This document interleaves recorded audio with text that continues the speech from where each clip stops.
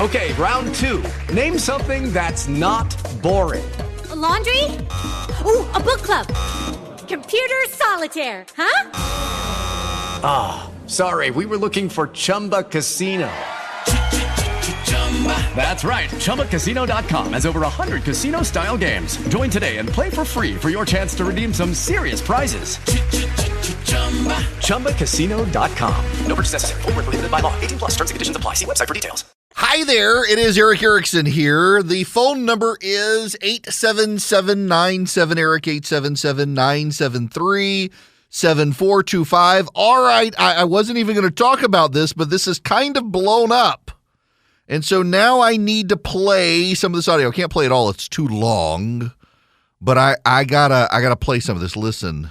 As the U.S. experiences lingering high inflation and severe constraints on the supply chain, families are being forced to deal with the consequences in their everyday lives. Evan McMorris Santoro is live for us in New York City right now. Evan, you spoke with one couple about how this new economic reality is affecting how they feed their kids. What did they tell you? Well, Brianna, that's right. The important thing about this inflation right now is, there's a lot of reasons why it's happening, but the important thing is where it's actually hitting. And it's hitting things like the cost of shelter, the cost of gasoline, like where I am at this gas station behind me. Gas is up more than $1 since last year. And here in Manhattan, obviously up more than that, but up more than 20 cents from even last month. And the other thing that inflation is affecting right now is food prices. These are things that you have to buy. So I went to Kennedale, Texas, to go shopping with a family to talk about what this actually means to live in America right now. All right, let's go tackle this. What does inflation mean for American families? This is the story of the Stotlers Weekly Shop. Good to see you guys. Good to see you. We have two biological kids, and then my wife and I have a big heart for adoption, so we adopted a sibling group of 2, then 3, then 1, and then we have a kid living with us right now who's kind of in a foster situation. It feels like money isn't going as far as it used to. Okay, let's see what we can do. I think probably in June, it was about $1 was worth $1. So now that dollar is worth about 70 cents. All right, now we're moving on to dairy, which is right there. We started seeing everything going up. Grocery prices went up. Gallon of milk was $1.99. Now it's $2.79. Well, when you buy 12 gallons a week, times 4 weeks, that's a lot of money. That's what I'm talking about. Thanks, brother. Again, this is what they buy every week. If you want to get any of these that are $1.79, you can pick 5 boxes worth. Grocery shopping means tough choices right now. We're not buying the most healthy stuff because that prices have gone way up. But I feel kind of guilty sometimes we can't afford the really good things that would be healthier also. I'll stop it there. They're being attacked. This family and CNN are being attacked by Democrats. Chris Jackson is a Democrat who was the platform committee member for Joe Biden in 2020. He's a former Democratic Party chairman. He is a state director for a Young Elected Officials Network for Democrats. Such a hit piece. Milk hasn't been $1.99 for a while. The story doesn't even mention the family's likely getting $300 a month for each of those 9 kids. Pile on. Jonathan Chait of New York Magazine is saying 12 gallons of milk a week may sound like a lot, but they've actually had to cut their milk baths out on alternating days. I mean, they are attacking this family. This family that is large because of adoption and foster care, and they're the bad guys. This defense of inflation and of Biden, and don't you tell me what the price of a gallon of milk is. I know what the price of a gallon of milk is at my grocery store, my local Publix. It's over $3 now, and it was under $2 back in June. How do I know?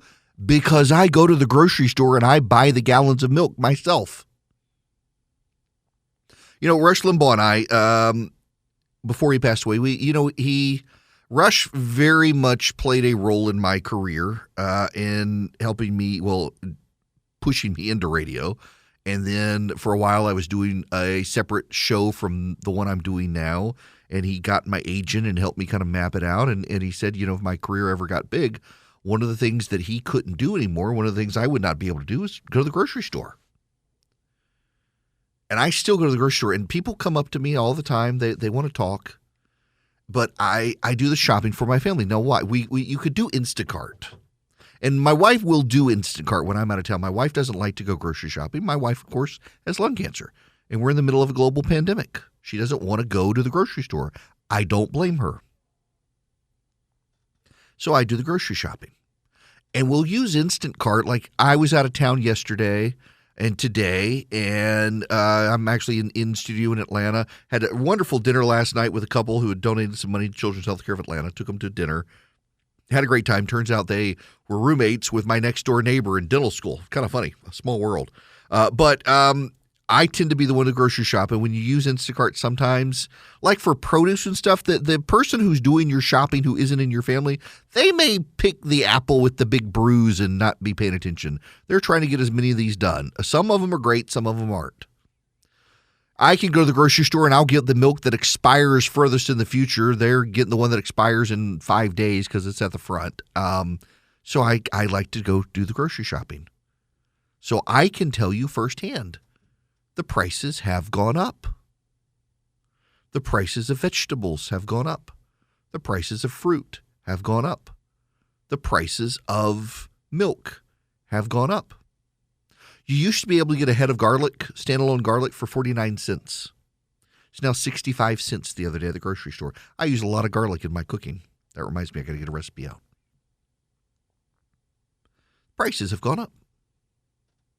And for Democrats to tell you it's okay, and for Democrats to tell you it's fine, and for Democrats to tell you it's good, and for Democrats to ridicule a large family, well, if you wouldn't have so many kids, this is why they're losing. And this is why the Democratic herd is going to be cold at the ballot box next year. Because they have contempt for the American family. And while singles are on the rise, they're not the majority. And the American family is struggling to make ends meet and put gas in the car and pay the bills. And that's a real problem. And the Democrats are upset. Y'all, this is this is something the Democrats have to come to terms with. Their contempt for the working class, but also their contempt for families. Because, I don't know if y'all know this or not. This may be a news flash for everyone. Y'all can be surprise. I need you. Okay, I'm gonna say wild card one that apparently people don't know. Families aren't just white. There are things called black families, Asian families, Hispanic, Latino, not Latinx, families, multiracial family, interracial families. They come in all shapes and sizes and colors. Sure do. And the Democrats apparently don't know that. They think it's just another white. It's all those races. It's coming the white lash. It's the white lash is coming. They're going to buy that white milk. They're not buying the chocolate milk. They're buying the white milk. Those racists, and look at them. They don't like the price of the white milk. Cracker's going to crack up on us. Y'all, the Democrats don't get reality right now. They don't get you. They don't get me. They don't get any of us. They don't get their own voters. This is why Glenn Youngkin won 52% of the Hispanic vote the first time a Republican has won the majority, let alone a plurality, of the Hispanic vote in Virginia. Why? Because Hispanic families are families. You notice I paused there with that voice inflection, and the Democrats in the audience were all saying white. Hispanic families are, and they're all yelling white while I'm saying families, because they've internalized now. Hispanic voters, y'all are the new racists. Y'all are white people. That's what the Democrats think now. You voted Republican. Y'all are trending Republican. Get ready to be white racist with the rest of us. Hey, on the upside, we'll no longer be culturally appropriating the taco. Because your food's going to be white supremacy food pretty soon. You want the enchilada? Oh, you can't have the enchilada. It's white supremacy. Because those Hispanics, they've started voting Republican. They're white people now.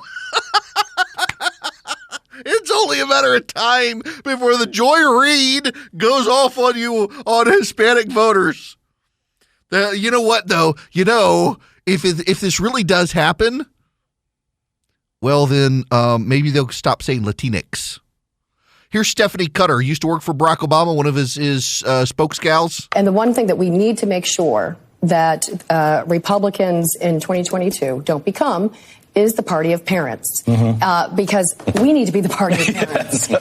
and we are. We're the ones that care about school funding. We're the ones that care about making sure that parents can send their kids to school. Because they have jobs to go to. Wait a second. Y'all are the ones who shut all the schools down. All of this, we need to own that agenda. We cannot let it go. And it's not just about critical race theory. It's coming out of COVID. It's parental frustration. It's parents being involved in their kids' schooling. We need to pay attention to all of it. Oh, yeah. Pay attention to all of it. Please, pay attention to all of it. Charles Blow, the New York Times, has his overview of what happened in Virginia. I'm not making this up. This is the headline in the New York Times. White racial anxiety strikes again. And the subtitle, The Strategy of Manufactured Outrage has proved depressingly effective. They have no clue. They have internalized this and they can't do it. Now, here's the problem.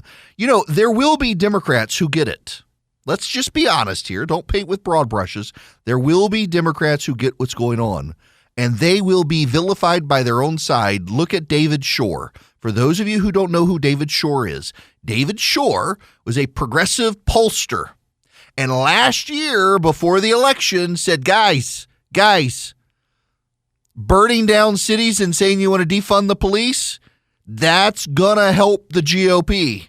They canceled him for it. They canceled David Shore for saying that. He spoke within his tribe and said, if you burn down cities and you riot over George Floyd and you want to defund the police, this is going to be like Nixon and Trump's going to win re-election. They canceled him for saying that. And he actually landed on his feet, and now they listen to him a lot because he turned out to be right. Trump did not win, but he came way closer than the Democrats expected him to, and the Republicans reverberated around the country at state legislative races, governor's races, the House of Representatives. But they're going to do it again. They're going to do it again. The next person who says what David Shore said, he's going to get canceled too. Because the Democrats they caught the tiger by the tail and they can't let go. But they're starting to slip, and the tiger's turning on them. The wokes are coming for the Democratic Party very soon, and it is going to be a brutal hell to pay for the Democrats who dragged these progressives on and then led them on and said they're with them and now can't give them what they want legislatively, and the voters are rejecting them, so the Democrats will reject them. There will be hell to pay. Get ready for the struggle sessions within the Democratic Party. If you know, you know. Hi there. So the Democrats, or Joe Biden actually, had an exchange with Pete Ducey from Fox News yesterday. Let me play you the exchange because Ducey's asked about that $450,000 payment to illegal aliens. This ought to be good. I think so too. About the way forward, Mr. President. As you were leaving for your overseas trip, there were reports that were surfacing that your administration is planning to pay illegal immigrants who are separated from their families at the border up to $450,000 each, possibly $1 million per family. Do you think that might incentivize more people to come over illegally? If you guys keep sending that garbage out, yeah, but it's not true. So this is a garbage report? Yeah. Okay, so $450,000 per person. Is that what you're saying? That was separated from a family member at the border under the last administration. That's not going to happen. It's not going to happen. Statement from the American Civil Liberties Union. President Biden may not have been fully briefed about the actions of his very own Justice Department as it carefully deliberated and considered the crimes committed against thousands of families separated from their children as an intentional governmental policy. But if he follows through on what he said, the president is abandoning a core campaign promise to do justice for the thousands of separated families.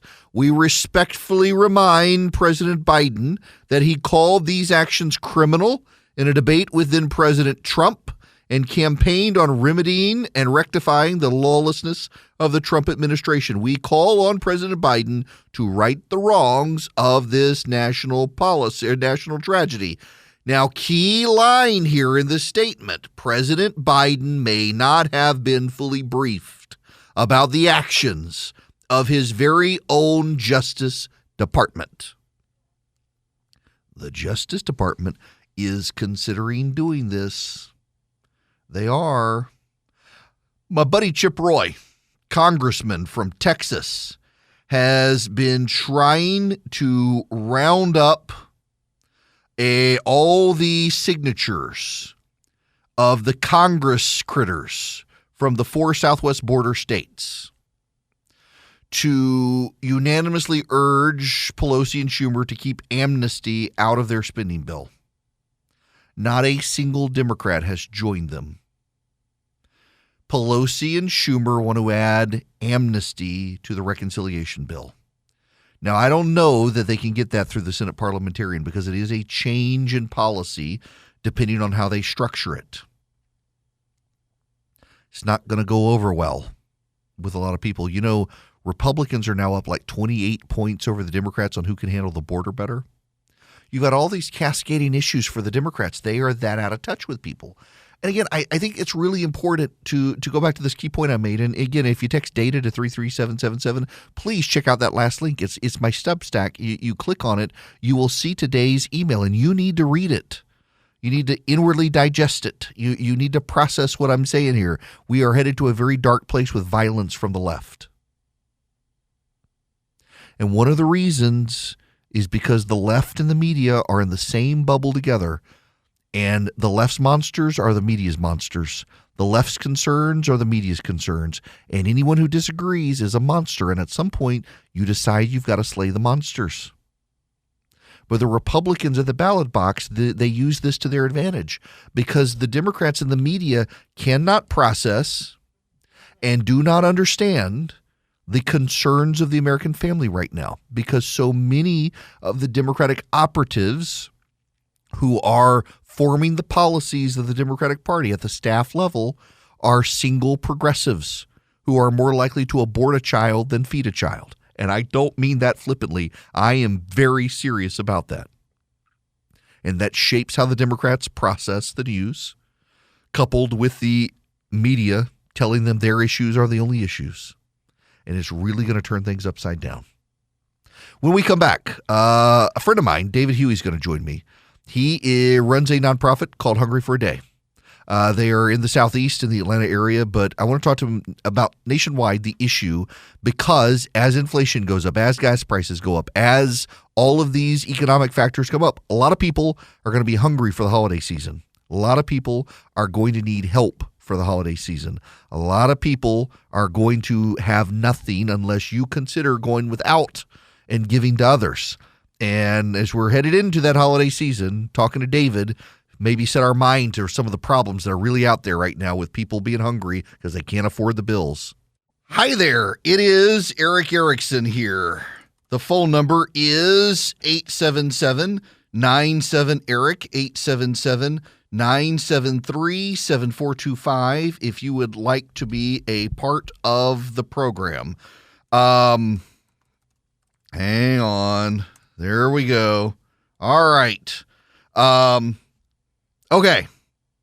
got to. I'm waiting for David Huey to join me from Hungry for a Day. He is interesting guy, and I'm a little mad at him because he went to the World Series, and I really wanted to go. He's a huge Braves fan, and he's also a barbecue connoisseur. So I'm a little bit perturbed. We'll have to see if he's in the parade tomorrow. I'm sure he is. By the way, Alan Sanders is going to be here with you guys tomorrow, in large part because I am going to be on my flagship station, WSB, from noon to 3 tomorrow during the Braves parade.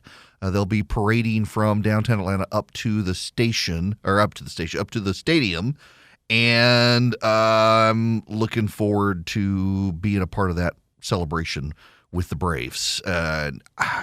It's a big deal around here. Y'all, for those of you who aren't in the immediate area, so Academy, Dick's Sporting Goods and the like have various sporting apparel out there, and lines started before sunup the day after that game. Lines were through down the block at sporting goods stores in the metro Atlanta area, and through all over out of Georgia for that matter, trying to get apparel. And I was able to get something, but it didn't get what I wanted, and I'm kind of upset about it because I had something in particular I wanted, and it was sold out. Now, someone I'm sure who got what he wanted because he got to the freaking World Series and I didn't get to go is my buddy David Huey. Welcome to the program. How are you? Man, I am doing great. First of all, go Braves. Absolutely. All right. So I got to, before I even get to what we're going to talk about, what was it like being in Houston for that game? Man, it was pretty incredible. I feel like about maybe 1 out of every 20 fans was a Braves fan. But by the time Soler hit that home run, we were chopping pretty hard, and the crowd was pretty rowdy. It was a great time. I was so jealous when I saw you, our mutual, my internet friend, who I interact with on Instagram all the time, ran into him at the stadium a while back. I'm not a huge sports guy, but I love the Braves, and this year, just my goodness, to see them start the season the way they started and to wind up being the winner was just, my goodness, it's just impressive to me. Yeah, it was pretty incredible. It was fun to be there, and afterwards we all went down and lined up behind third base. There's a few hundred of us, and we got our chance to boo Manfred and cheer on the Braves. So quite a night. Yeah, what a great American you are for that. Okay, so let's get to the heart of the matter here. We've got we have a situation that literally has not existed in the United States of America since about 1976. That is, inflation is on the rise, and with inflation, gas prices are up. Food prices are up. A gallon of milk is up. It's making it much more difficult for people of limited means to buy basic groceries, and yet you got Thanksgiving and Christmas coming. Yeah, it's I was talking to one of our partners today, and last year they fed 700 families a Thanksgiving meal, and he told me, it's like, this year if we raise the exact same amount of money, we'll only be able to feed 500 for that amount, based on the way that inflation has impacted food costs this year. So yeah, it's going to take more. It's going to take more work. It's going to take more people getting behind what we're doing, but we're trying to help a lot of people this year. Okay, so now just explain to folks, as I said before you came on, Hungry for a Day, what is it and what do people do? Yeah, so Hungry for a Day, we're a nonprofit. We're Atlanta-based, but we're actually doing work all over the country. Probably about half of what we do is in Atlanta, because that's where I'm based. That's where some of our team is. And what we do is we're trying to inspire generosity around hunger-related causes. And we just know there's a lot of people out there that aren't blessed the way that we are. People like you and me, we're not worried where Thanksgiving meal is coming from. But there's people out there that are, they're worried about what they're going to eat at all that day, much less if they're going to have a nice meal. And Hungry for a Day, every Thanksgiving, we feed as many people as we can. We partner with food pantries. We partner with homeless shelters. We're partnering this year with an organization that's feeding people in rent-by-the-night hotel rooms, people trying to scrape together $25 or $30 just so they don't have to sleep in their car that night. And so there's so many people that they're not sure where the next meal is coming from, and we want to show them love this year. Yeah, particularly at this time of year, I always find my friends who they don't have any family to go to, and man, it's like I need a bigger house so I can pack you all into my dining room and feed everybody myself and smoke a turkey, and yet that's not possible. But so many people aren't in those situations, and they need help. You guys obviously need the financial assistance and probably volunteers as well. Where do people find out what you do? Where should I send them on the web? Yeah, so it's 25000meals.com is the website that we're using for Thanksgiving. That's the numbers, so 25000meals.com. It has some stories on there about people we've helped. It talks about what we're doing this year, and it has a button you can give. Go on there and click, and you can provide a meal to a family of four for $35. Our goal this year is to feed 25,000 people a Thanksgiving meal. Last year we fed just over 22,000 people a Thanksgiving meal. And this year, like you said, in spite of the inflation, in spite of the increased food costs, the need is there. The need's even bigger than it's ever been. And we're going to try to hit that 25,000 this year.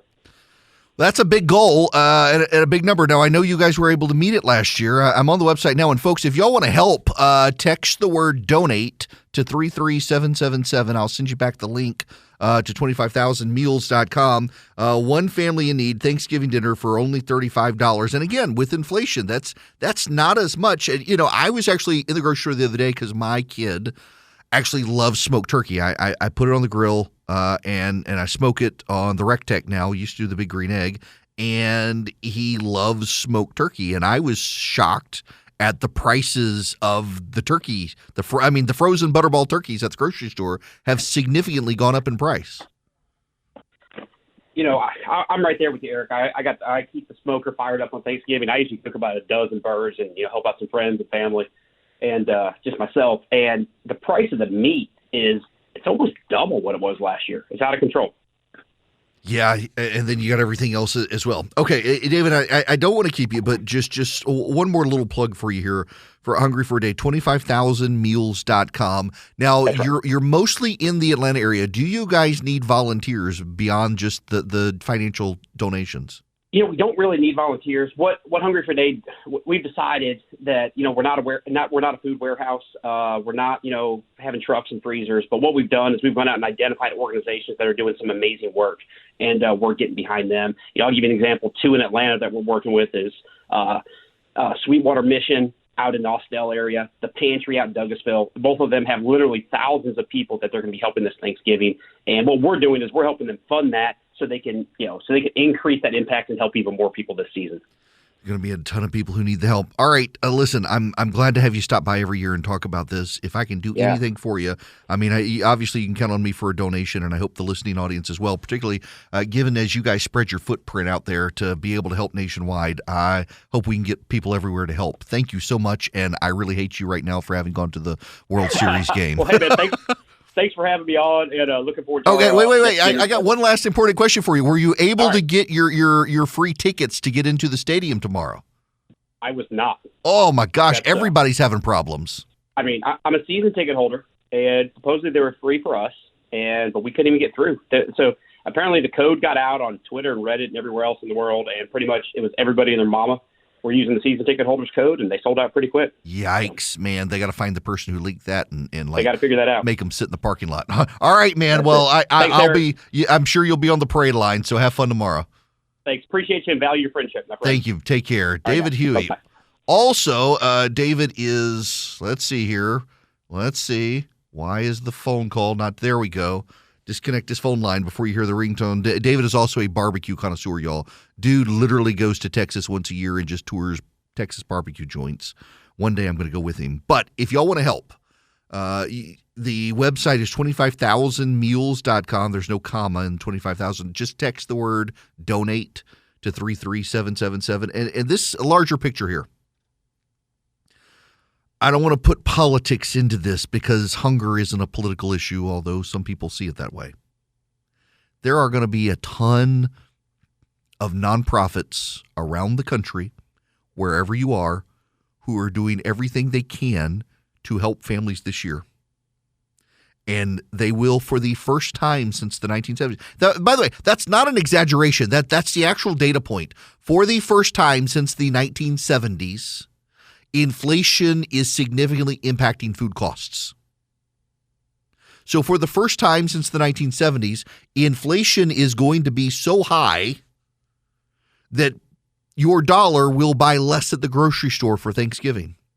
The New York Times ran a story the other day that this Thanksgiving, your Thanksgiving meal will be the most expensive Thanksgiving meal in recorded history. That's not an exaggeration. I mean, let me say that to you again because it kind of blows your mind to hear it said.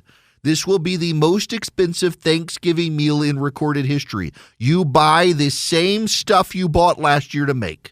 You buy the dressing or the stuffing, whatever you call it. Buy the mac and cheese. Buy your cranberries. Oh, that stuff disgusts me. Buy your turkey. Get your green beans, your sweet potatoes, your mashed potatoes, your pumpkin pie.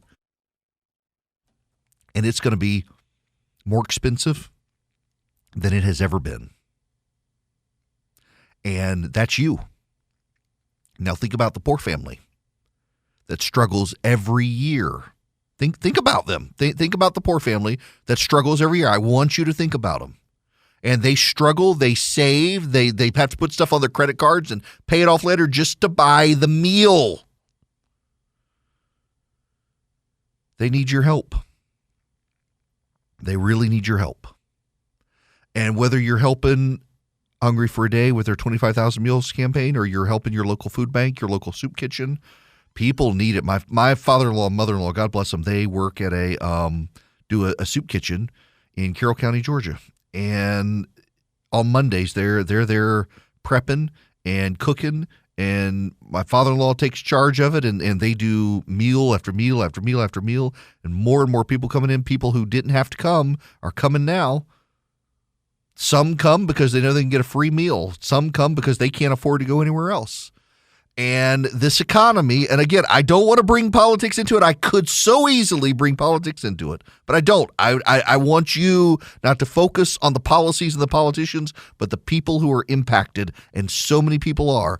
If you text donate to 33777, you can help feed 25,000 people a Thanksgiving meal and more if the money comes in. And if you are somewhere and you've got a local group that's helping, your church, your local food bank, your local soup kitchen, local nonprofit, give there. Just give. You go hungry for a day so other people don't have to. Be as generous as you can. Because there are increasingly in our day a lot of ungenerous people who think, the government's going to do it. I don't have to. My taxpayer dollars do it. Don't be that way. Don't be that person. Don't rely on the government to do what you can do. Don't rely on the government to help people that you can help, because many times, the government doesn't actually help those people you think they are. So if you can, help. And thanks, David, for stopping by. Even if you went to the World Series and I didn't get that, we'll let that one go. He's doing a good cause. Text the word donate to 33777.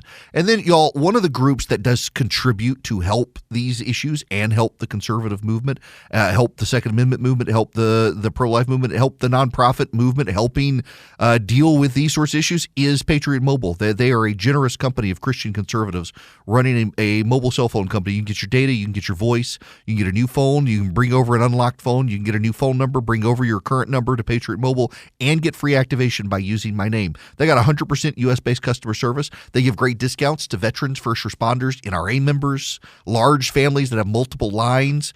Go to patriotmobile.com/Eric today. You can see their coverage. They got a pretty precise map. You can put in your address and see their coverage. They use all the same cell towers that the other companies use, so you don't have to worry about it. You go to patriotmobile.com/Eric, patriotmobile.com/ERICK, or you can call them if you want to talk to somebody on the phone. Some of you still like to talk to other people. You do 972-PATRIOT. You're going to get somebody in this country helping you. 972-PATRIOT, patriotmobile.com/Eric. Tell them I sent you. You get free activation. Hi there. This hour of the program brought to you by First Liberty Building and Loan. First Liberty, they're in Noonan, Georgia.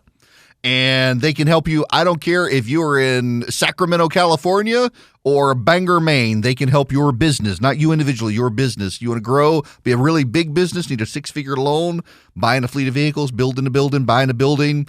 FirstLibertyGA.com. Go to that website, FirstLibertyGA.com. You can get their contact info. Tell them I sent you. Spend 5 minutes with them. See if they're a fit for you, you for them. They make their own lending decisions, and where a lot of banks are telling people no, they want to be able to tell you yes. FirstLibertyGA.com. All right. There is so much other stuff that needs to be talked about, and I may have to spend more time on this tomorrow. But this is an actual headline. Y'all may need to sit down for this.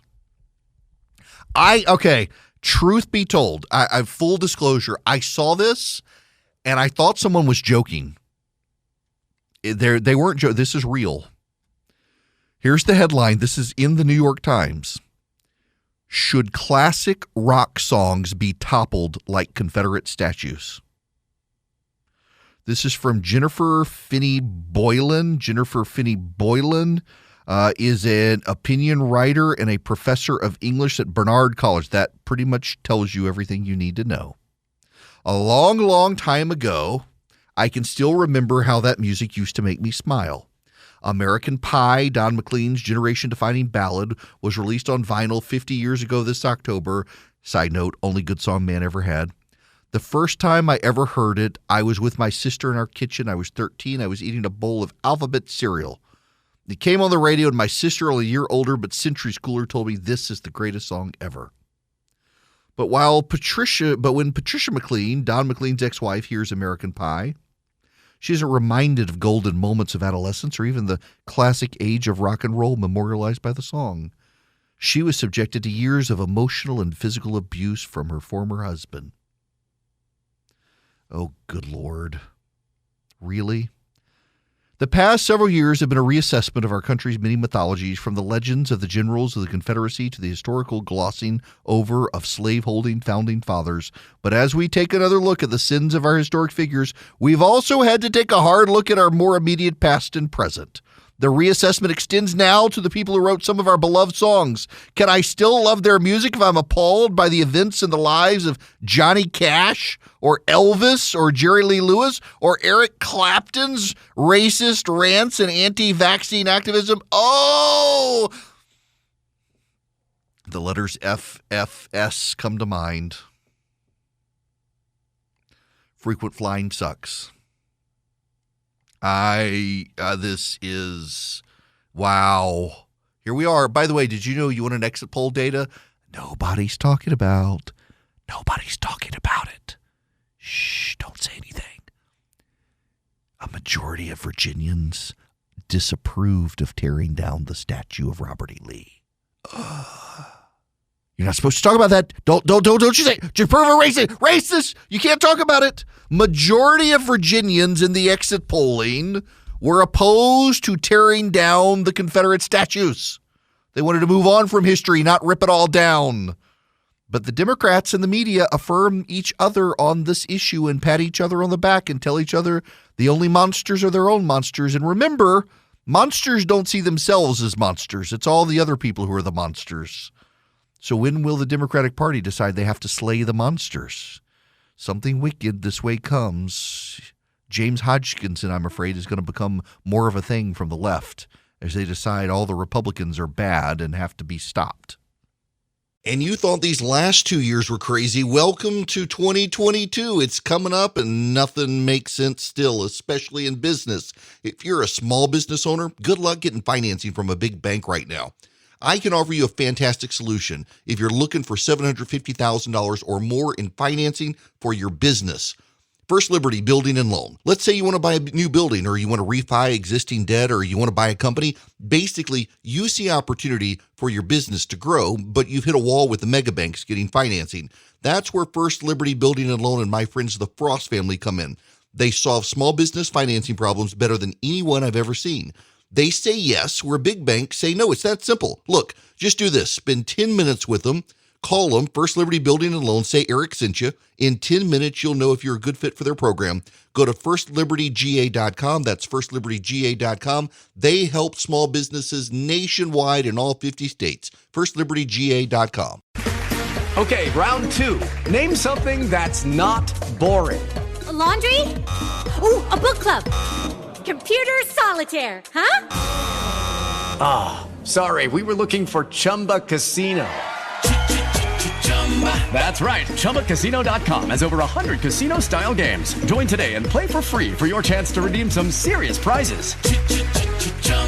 ChumbaCasino.com. No purchase necessary. Void where prohibited by law. 18+. Terms and conditions apply. See website for details.